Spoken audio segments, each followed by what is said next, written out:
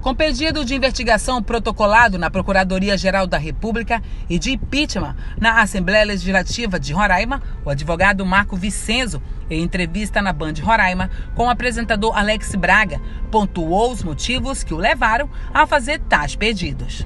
A última vez que eu estive com o advogado Marco Vicenzo foi em Brasília. Eu fui até o escritório dele, que ele já sinalizava que poderia entrar com uma queixa-crime contra o governador na Procuradoria-Geral da República, PGR. Vicenzo, de lá para cá você deu entrada na Procuradoria-Geral da República pedindo a cassação do governador Antônio Denário e também dos direitos políticos dele por 5 anos. Nós mostramos recentemente aqui no Norte Comunicação uma matéria que comprova que o governador do estado de Roraima é agiota. E o crime de agiotagem no Brasil é crime. De 6 meses a 2 anos de detenção mais multa. O que acontece com o governador? Caso seja aprovado a agiotagem, que ele faz prática de agiotagem. Alex, mais uma vez obrigado, por você dar voz e dar visão, porque a imprensa é a visão da sociedade, ao perto, ao longe, ao bom, ao ruim, mas é o que traz luz ao que acontece nos bastidores, principalmente da política. Normalmente não se encontra tanto prestígio nessas divulgações quando a iniciativa vem de advogado. Talvez porque a nossa classe ainda não reconquistou o lugar que merece, mas a grande parte das notícias a respeito do tema são sempre vinculadas com a iniciativa de procuradores, de delegados, de juízes, mas muito pouco é feito quando a iniciativa é de um advogado, que é o caso. A respeito da sua pergunta, realmente o crime de usura que supostamente o governador teria cometido, ele foi encaminhado como uma denúncia, nós enviamos uma notícia-crime para o Ministério Público Federal e por tudo que a gente tem juntado, acredito que o Ministério Público deve dar o devido prosseguimento e analisar e apurar se realmente houve crime. Em havendo crime, o governador pode sim ser preso. Acontece que o governador ele tem prerrogativa de foro, então todos esses processos vão correr no STJ, por isso o Ministério Público Federal. Vicenzo, hoje você chegou aqui em Boa Vista e você foi até a Assembleia Legislativa e deu entrada em 3 pedidos de impeachment também contra o governador Antônio Denário. Por que 3 pedidos de impeachment?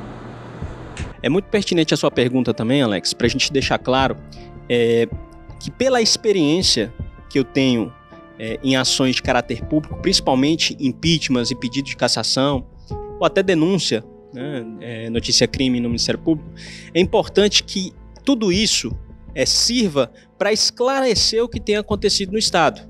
Então é uma chance, inclusive, de ampla defesa e contraditório do governador, que deveria ser o mais interessado em esclarecer essas situações o mais breve possível, e os 3 pedidos de impeachment de forma separada se dá em razão da análise, da apuração e do acompanhamento de cada caso. Por quê?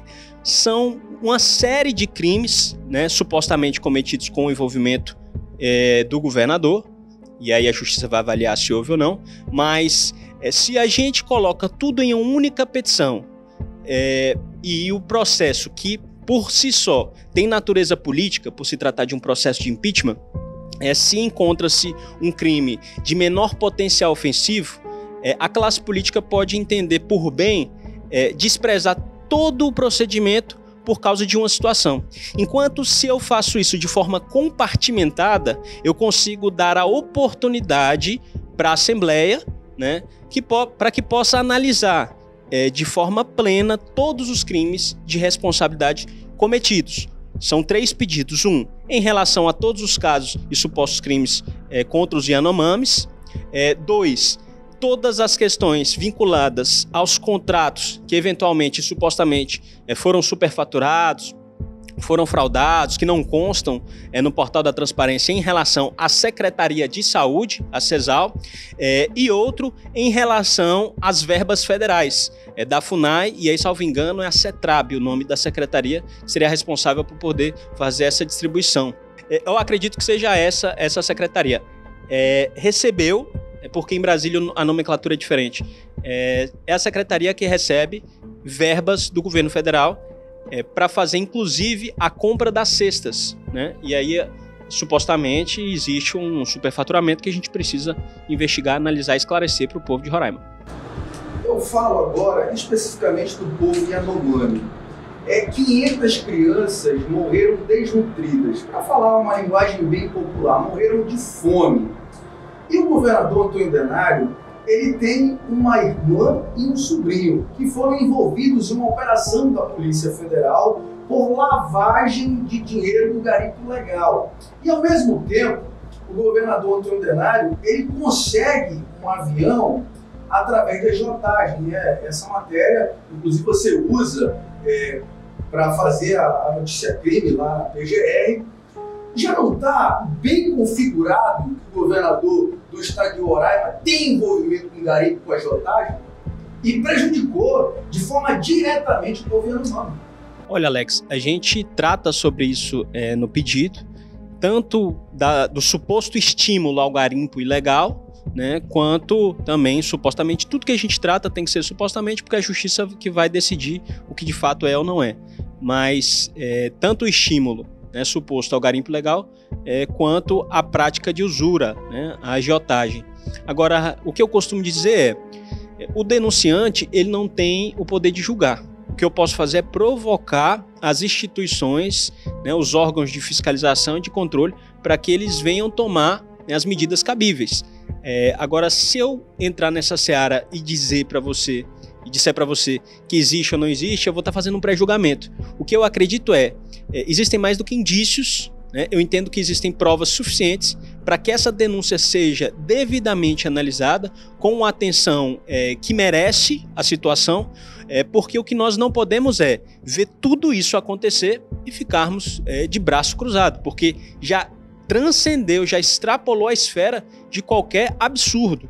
Então, o que tem chegado de informações, notícias e denúncias não são atos simples, isolados, né? São situações concatenadas, circunstâncias em conjunto que têm um mesmo objetivo, e que tudo isso liga diretamente à malversação do erário público. Você falou também que tem uma empresa, e eu vou falar o nome da empresa, eu li o processo, e nós já fizemos denúncia dessa empresa, que é a Medtrauma. A Medtrauma ela foi contratada em novembro através de dispensa de licitação. O montante foi de 35 milhões de reais. O dono da Medtrauma tem mais ou menos 45 empresas no seu nome.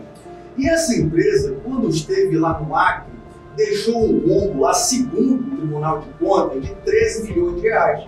Mas em outro estado agora, teve uma operação da Polícia Federal também que mostra que a empresa desviou mais de 30 milhões de reais da saúde no período da pandemia. Inclusive, teve apreensão de bens do dono da empresa.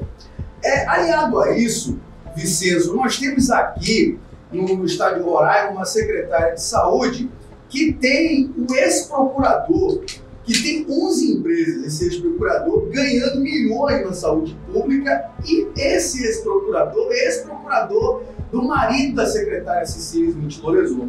Esse ex-procurador que ganha milhões, ele foi envolvido num desvio de 30 milhões de reais, segundo o Ministério Público Estadual. Aí quando você vai se aprofundar mais ainda na denúncia, você percebe que o presidente da comissão de licitação, o Bruno Shoa, também está envolvido no desvio de 30 milhões.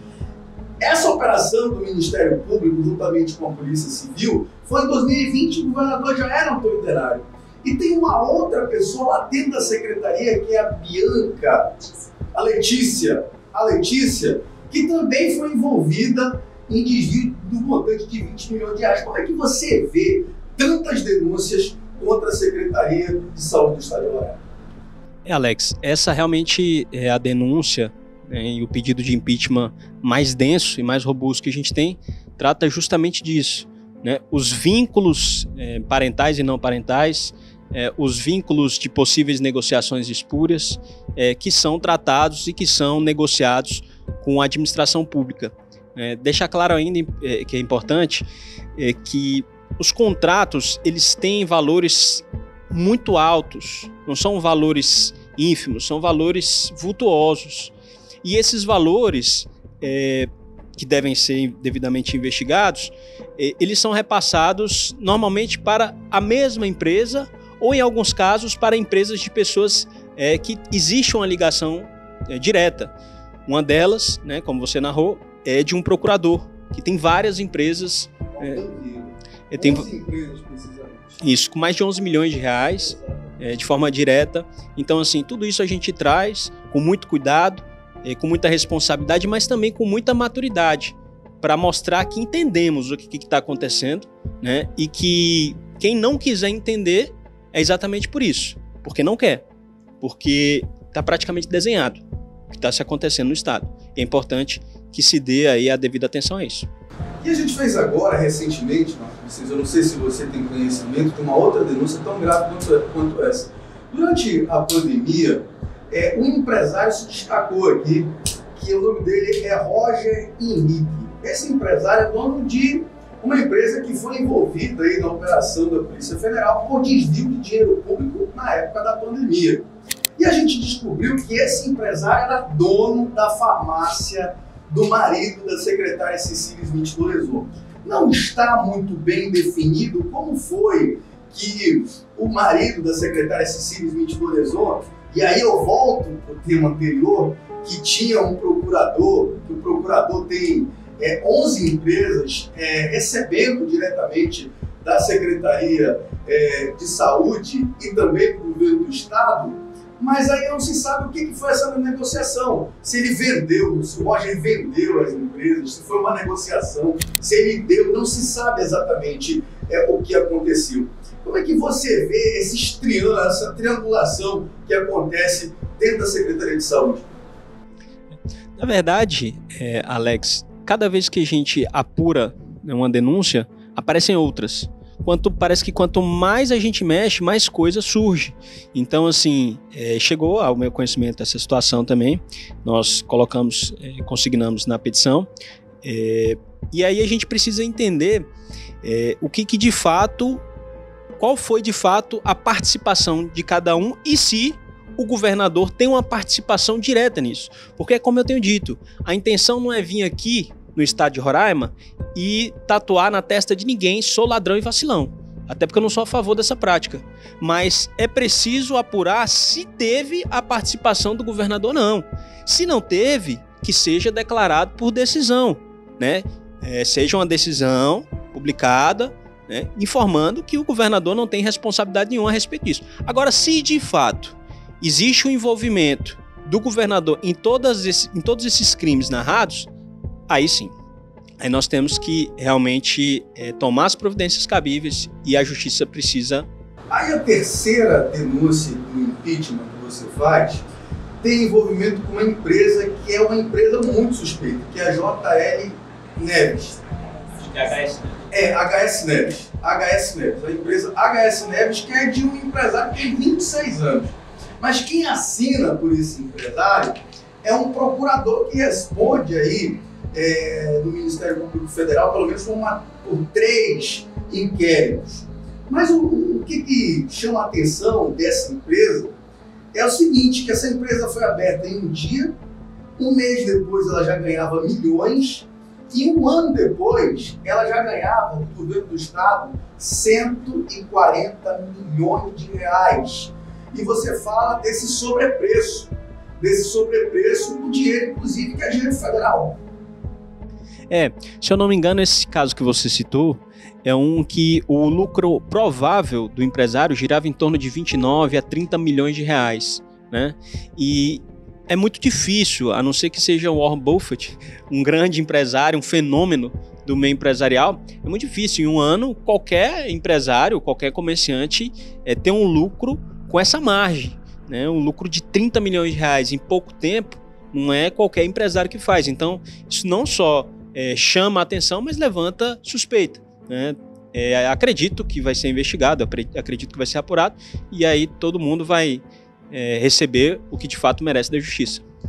Não sei se você tem conhecimento, mas o dono dessa empresa que faturou aí, em lucro 30 milhões de reais, esse empresário recebeu auxílio do governo federal de R$600, que também é no mínimo estranho isso. Inclusive, isso foi notícia nacional.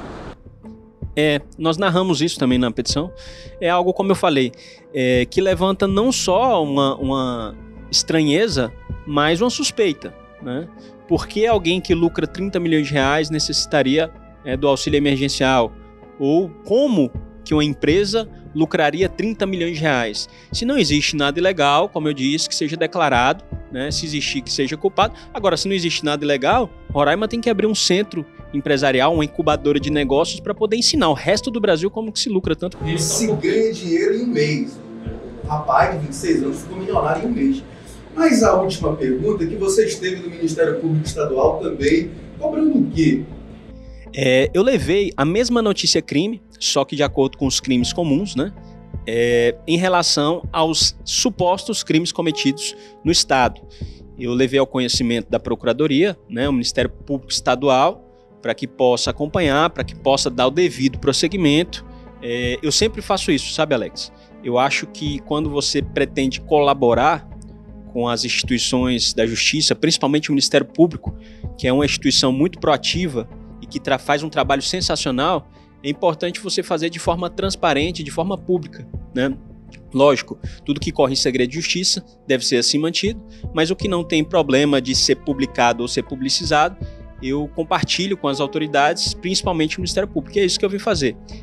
Fui na Assembleia Legislativa, protocolei os pedidos de impeachment, fui ao Ministério Público Estadual, né, devo retornar ao Distrito Federal, provavelmente em relação aos crimes pertinentes à CGU, né, a Controladoria Geral da União, e ao Tribunal de Contas da União, eu também devo diligenciar lá, e no CNMP, que acompanha os ministérios públicos a respeito dos andamentos processuais, também irei protocolar e fazer a reunião no CNMP, e devo também conversar na PGR, que foi onde eu fiz a primeira notícia-crime, né, a respeito dos crimes cometidos, mas que eu protocolei do Ministério Público Federal na Procuradoria-Geral da República. Para encerrar a nossa conversa, nosso bate-papo de hoje, quando eu estive em Brasília, você falou que você poderia também na ONU denunciar o governador Antônio Denário. Já tem uma data para você fazer essa denúncia na ONU, porque se trata de um povo tradicional, o povo Yanomami. E a declaração racista do governador Antônio Denário, ela teve repercussão não só no Brasil, não só em Roraima, mas também no mundo. Uma declaração que preocupou o mundo. Alex, essa situação do desprezo, do descaso, né, da discriminação étnica, racial ou de qualquer segregação que seja, ela é odiosa, é uma declaração muito infeliz do governador e atribuo até como uma fala criminosa. Eu preciso e insisto que as autoridades brasileiras possam dar início e mostrar que não é porque Roraima é um estado pequeno em seu território que ele não tem a mesma importância que os demais estados no Brasil. Então, se eu não provocar primeiro as instituições do meu país a se manifestar sobre os crimes ocorridos, né, eu entendo que eu estaria sendo desleal. Mas isso não impede que eu venha a protocolar na ONU em seguida de provocar todas essas instituições. À medida que o trabalho vem sendo feito e que for tendo êxito nessas demandas aí, nós vamos prosseguir e protocolar onde for possível. Então eu acredito que a ONU, a Organização das Nações Unidas, a Corte de Haia, é uma jurisdição onde nós vamos atuar sim. Muito obrigado pelas informações, fique com Deus e até a próxima oportunidade.